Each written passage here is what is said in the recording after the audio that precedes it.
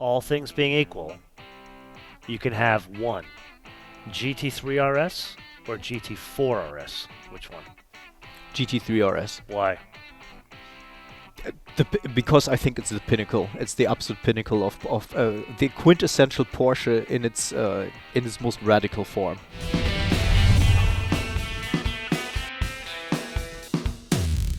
Jens, you and I are back with another World Car list. This one, it's not as long as the EV list, but this is far more interesting. What are we going to be talking about today? Performance, of course. That's what our heart is closest to. World performance car. And the vehicles that qualify are sports cars, roadsters, or variations of existing cars that are so far removed from the base model that they qualify basically as their own, that they stand on their own. With that, let's dive into the list. And I think let's start with something that appears on this list as well as the previous EV list. What's that?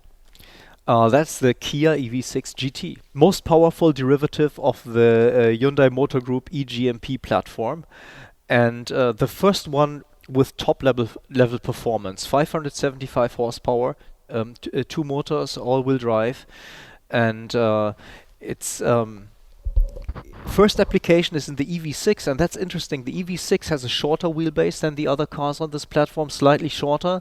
And it has, interestingly, a shape that is inspired by an Italian car, the Lancia Stratos. Kia had a concept in 2019 that was going to be the series production car, and the chief designer said, "You gotta make this a bit more edgy." Luc Donker-Wolke, group chief designer, and he basically got a group of designers together in a retreat and gave them a model of the Lancia Stratos. And you see a little bit of the Stratos in the DLO, the wraparound windshield, how that goes into the side windows. And you see it, of course, in this incredible tail. No round taillights, but the contours there. So there's a little bit of motorsport heritage already in the EV6, and the GT really fills that with life. It's not a super extreme performance car. That will come in the form on this platform of the Ioniq 5 N. That will be more extreme. It is more really extreme in terms of it's going to have more harder output? No, same output, I believe, or very similar output, but it will have a firmer suspension, maybe slightly lower body, and probably even more precise steering. Definitely an edgier performance tune. So is it going to be like a bigger Kona N? Because that's a rough car, man.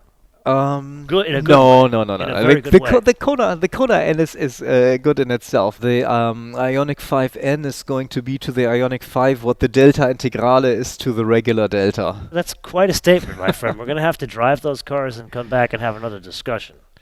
We will. I personally think the current Kia EV6 GT was unusually good. And again, a recap, what I said was I expected it to be fast. It is. However, the thing that stood out to me was the adjustable dampers cleaned up all the composure problems of that car.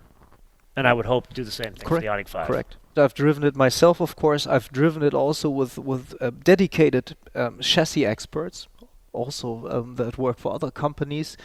And the consensus was this car is on a level far beyond its price level. And it's not a cheap car. It's over 60K. That's the thing. We talked about that last time too. With EVs, say about them what you will, but you can scale up the horsepower relatively easy and at relatively low cost. Yeah. You know, you don't need to dump a V8 into it or bolt two turbochargers on. It's major effort, of course, great engineering feat, but it's easily scalable. Now, for the avoidance of doubt, we're not going to be debating the merits or demerits of the EV platform. We can do that in another episode if you When guys are we going to do that? It's about time, we huh? will do that. We'll do that at German Car of the Year over the summer. How about that? We absolutely will. That's yes. what we will. That's a good occasion. So let's press on to something that is near and dear to everybody's heart, and that is the Nissan Z or Z, depending on what part of the world you live in. The Fair Lady. The Fair Lady, yes. If I had one of those, I would change the badge on the back like a lot of people do. It's a great name. Close to everyone's heart, absolutely. We've had one in my family for almost 20 years. Which one? First 350Z when it came out, 2 generations ago. Mm-hmm. My dad got one brand new just when it came out, and he still has it. It's got like, I think it's got 80,000 miles on it. And we took it to Norway last year, all the way. I mean, it took about 50k miles for the transmission to shift properly. That's one of the good things about the new one. The manual transmission is a lot easier and a lot better than before. That's a major So improvement. just as an aside, Yeah. having a Z in Europe, is that an odd thing? Is that a rare thing? Yeah. I gotta believe it's It's rare. a rare thing. It's a strange car. It's a car that appeals to the tuner scene, etc. But my dad is blissfully unaware of that. He kept Good. it stock. So what'd you think of this one? First of all, I'm so happy it's there. I'm glad there is a real sports car, a two-door, with an internal combustion engine, with a V6, with a manual transmission. It just proves that there's still a market, and that Nissan sees a market for this for years to come. It's a new car, so it'll be made for, well, if it's going to be made as long as the predecessors, it's going to be around forever. So the fact it exists is good. Then I think the styling is great. It has just the right amount of heritage. It has the DLO, the side windows, most reminiscent of the 240 and 260. There was a bit of that in the 370 as well.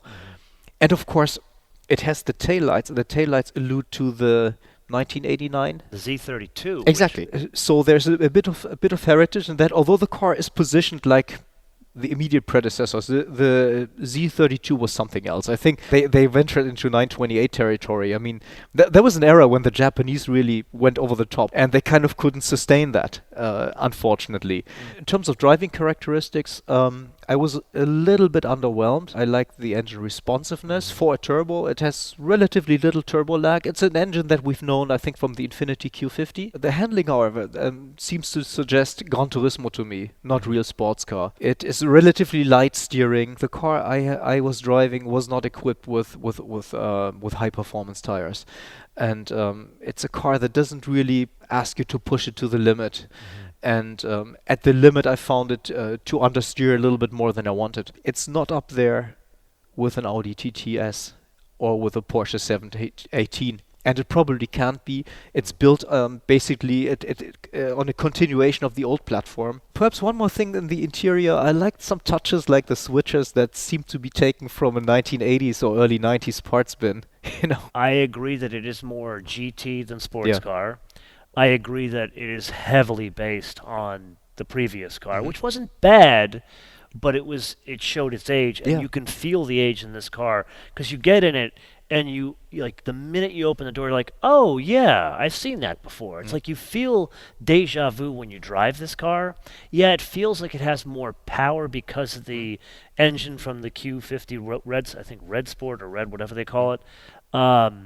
But to me, it's got more horsepower, but you don't feel the extra torque. I almost miss the old engine, the VQ. It's just sweet sounding engine. I'm going to say something that may sound shocking to you, but if I had a choice to drive a Z or a six-cylinder Supra, it's the better car to drive. That's more Toyota's than BMW's input in that car, but yes, it's a... Why do you say that? That's a totally other episode. But I think that when they developed that car, BMW was merely looking to make a better Z4, and Toyota was actually trying to make a 718 competitor, and really pushed them relatively hard, and made this, including the Z4, a better car than it would have been. That will definitely be another episode when you and I get together in Germany this summer. So overall, I liked the Z. I actually had a great experience, a little bit behind the scenes here. So we do this. We start at and end at the Westin Pasadena Hotel, and we drive up the Angeles Crest Highway, which is this lovely canyon road. And normally when you get up there, there's a lot of traffic. Like where my normal shoot road, which I will not tell you where it is, even though you guys asked me, I have no traffic. This road, a lot of traffic. So you'll be out there screaming in some kind of car, and someone gets in your way. This is the one car, the entire test fest that we had, where I screamed out to my turnaround point and screamed back, and not one car in front of me. So I had such a good experience. Quality in this car, time. to the point, I'll say this. I had a lot of wheel time in this car from the launch. I drove it all the way back from Las Vegas, Yeah. and I was a little bit underwhelmed for the reasons I already told you. But now that I've had some time at, let's call it 8/10, I'm a little bit more impressed with it, and I found it to be a really good choice of a daily driver because of its overall driving experience and also its price point. Like the Supra, That's it. I think, is Of a lot of course, money. of It's course. too close to a Corvette in price. This, you can get one for low 40s. And there was a discussion among my colleagues whether the Z is a relevant car, and I think it is. I And think it not is too. not just for the Nissan brand, but also for the reasons I mentioned at the beginning. Just because it's such a good sign that Yeah. it's still possible to do something like I that. think this car will sell very well. I think they're going to sell everyone they build. And a little tidbit, again, some behind the scenes, I took it to a place in Pasadena where I know some folks who are car folks, and I just wanted to kind of spring it on them because they're car Yeah. folks and never seen one before. You would have thought they climbed Mount Hebron and saw Jesus when they saw that car, and they are not Japanese car fans. That's cool. Which brings us to a non-Japanese car, the Porsche Cayenne Turbo GT. Yeah, that thing is just a monster, you know. That is the only way to describe it. It's stupid, it is a monster, but it is magnificent. Absolute monster. I don't know what they do to get the car so perfect. Such a behemoth, well over 2 tons. But they spend so much time tuning it on the racetrack. Yeah. So, okay, here's a big question for you. If you had a choice, say everything being equal, money, everything, Cayenne Turbo GT or Urus?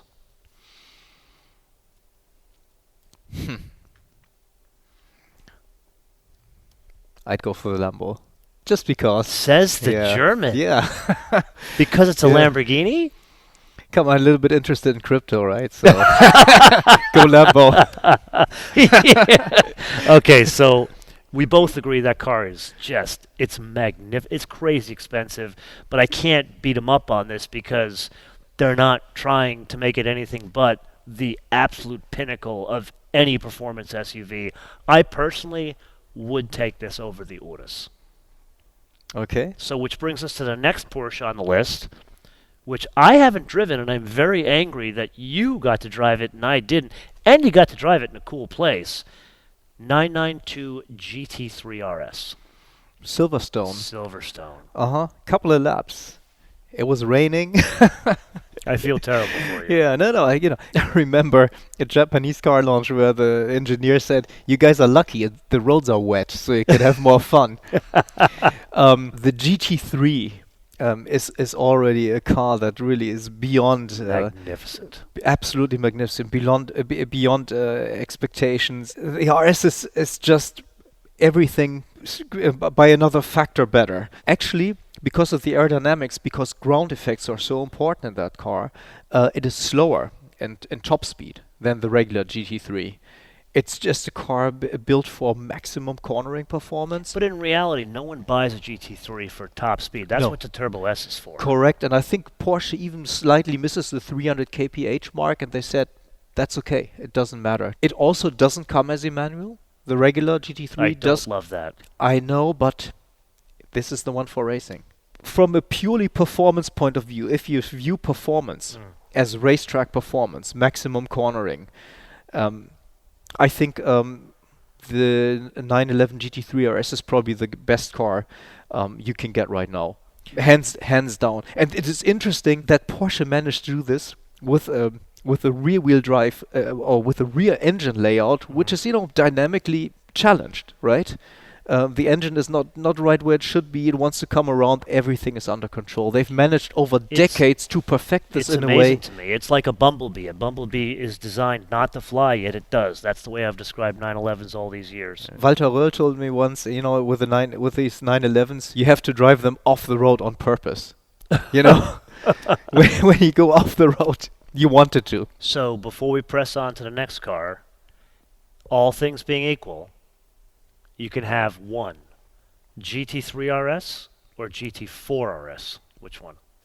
GT3 RS. Why? Because I think it's the pinnacle. It's the absolute pinnacle of the quintessential Porsche in its most radical form.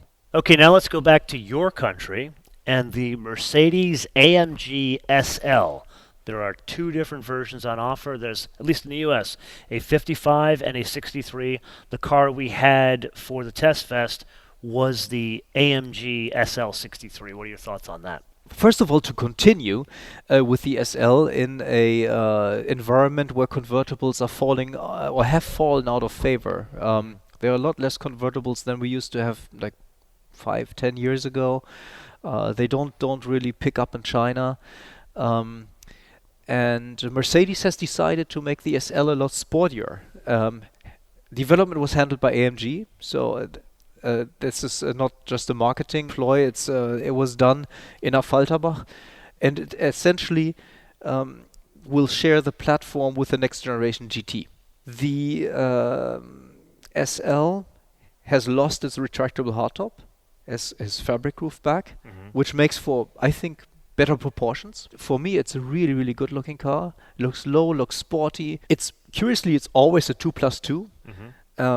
Even though I wouldn't want to sit in the rear seat. A little bit like in the Lexus LC, right? I think in some markets it's an insurance thing. That's exactly what it Yeah, is, isn't it? would be nice to have an option. Like in a 911, you get the option of deleting the rear seat. Why doesn't Mercedes do that? The car is a lot sportier than its predecessor. I think it's a credible sports car. So you wouldn't call that a GT?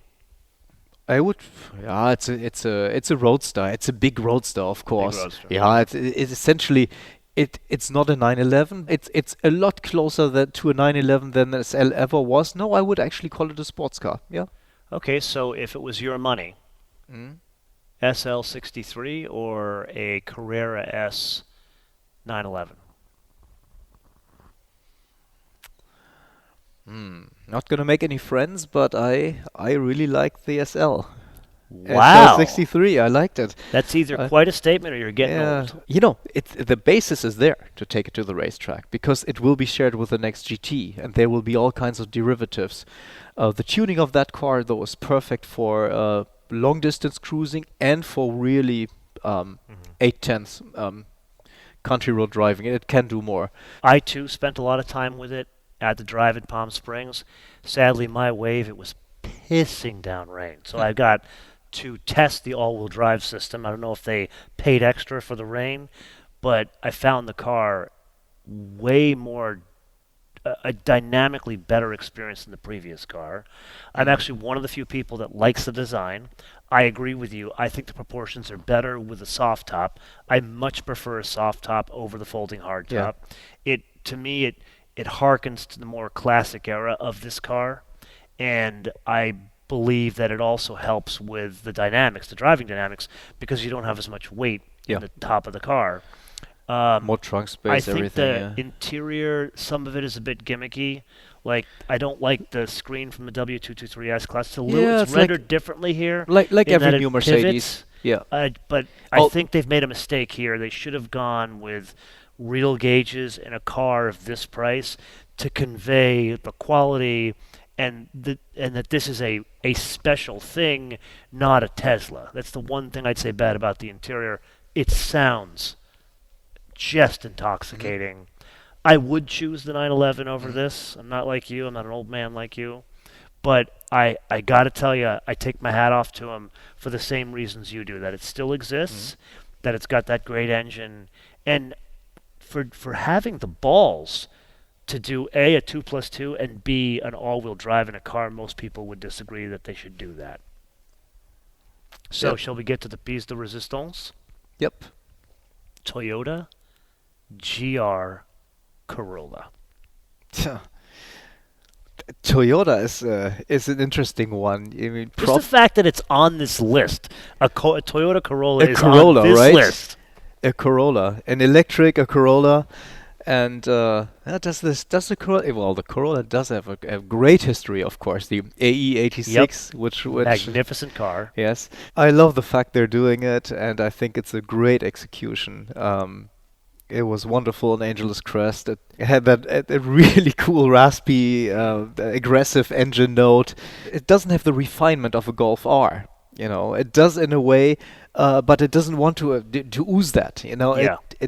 and you know, you gotta love them for that. You gotta love them for going a little bit against the flow, and just celebrating motorsports and everything GR that they're doing. Okay, so here's what I have to say, and I have a lot to say about this car.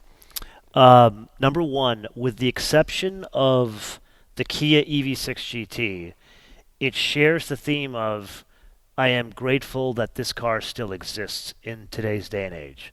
This to me is the contrarian investor in the automotive world. It's Yeah. saying in a world where we're being forced government mandates of moving to EV, Akio Toyota personally said, no, Yeah. we are going to build Yeah. this, and it is going to be magnificent, and we're going to put the right amount of time in to make this work. And the story behind it, how they were racing hydrogen cars to make this car what it is today, and then they start with a platform from the Corolla that they actually overdeveloped because there's some use of adhesives and a lot of spot welds in the actual platform. In the basic car, this car, they use more adhesives, more spot welds, and they have it in 3 different flavors. They have the Core, the Circuit, which you and I drove, and then the Morizo. The Morizo is the most ridiculous one of the bunch because it's a 4-door, like economy car that doesn't have a back seat. It instead has a half roll cage, Yeah. and you feel like it's carved from one billet of aluminum when you drive it. But it's a bit more close to the basis than the Yaris GR, right? Yes, and then there's the engine, which is a magnificent thing, which we've seen in other cars. 300 horsepower, 3-cylinder turbo. Yeah. But the trick they do here, which they don't do over in the Yaris, is it's on 2 different flavors. They've got one with 273 pounds of torque, and they got this one with an extra 20 pounds of torque, and they accomplish that by changing the gearing in the engine. So you'd be shocked. Like, you and I drove that Circuit Edition, and that was great. But if I were to put you in the Morizo, you would have thought you have died and gone to heaven. Like this, it's a huge difference of car. Can you get us one to test next time I'm here? I probably can. Like, I think the best way I can put it with this car, and I don't want to give away what I'm going to vote for, because there are 2 Porsches on the list. Everybody knows I'm going to vote for a Porsche. Like, I want to own this car. Like, I want to own a Morizo. It's that magnificent to drive. And I did get some time to go up and down on the crest. And actually, it's the first time I've driven on the street. When I went to the drive, and the drive was on a track, and I drove all 3 grades back to back, and that's why I can sit here and tell you the differences between the 2. Sadly, at the Toyota Drive, they brought the Core and the Circuit, but the Core, you can get it with open diffs. But the one that they had the optional Okay. limited slip. And I felt they should have given us the option to drive the open diff car. Then we would have really experienced all 3. So bringing this conversation full circle, this is a tough list. You've got this crazy, perfect, electric 600 horsepower thing, and then you've got this stupid big SUV that has over 600 horsepower and shouldn't do what it does. Then you got perfection beyond perfection of almost 70 years of engineering in the GT3 RS, and then you got this dumb little Toyota. Just a general observation, you know, when you talk about a performance, you need to judge EVs on a different level, of course. That extra weight. No. Yeah, You don't. You just can't get it. I disagree with you. In Okay. this area, I talk a lot in my episodes about it's not good enough just to come to the market with an EV propulsion system. You need to have a personality first. You need to have something about it. Is it a performance car? Is it a luxury sedan? Sure. Is it an SUV? Yeah. And then it's the propulsion system. And that's where I think the Kia EV6 GT gets it right and why it's on this list, because it has this personality that started as an Audi, and now they've made an Audi RS that's probably half the price. And that's why you and I are talking about it. That's when we take into when we look at the Audi RS e-tron GT, not an RS6 or an RS4, you know. Okay, so this is the point of the episode where we turn this around to the audience. If you guys were in our shoes, which of these cars would you choose, and why would you choose it? Let us know in the comments below or via our social media. MotoManTV, all one word. MotoManTV, all one word. Facebook, Twitter, Instagram. And with that, I once again want to thank you for taking the time to sit and chat with me here about World Car while you're here in Los Angeles before you jet off to see Luke and talk about the future of Hyundai and Kia. So until we see you in the next episode, bis später.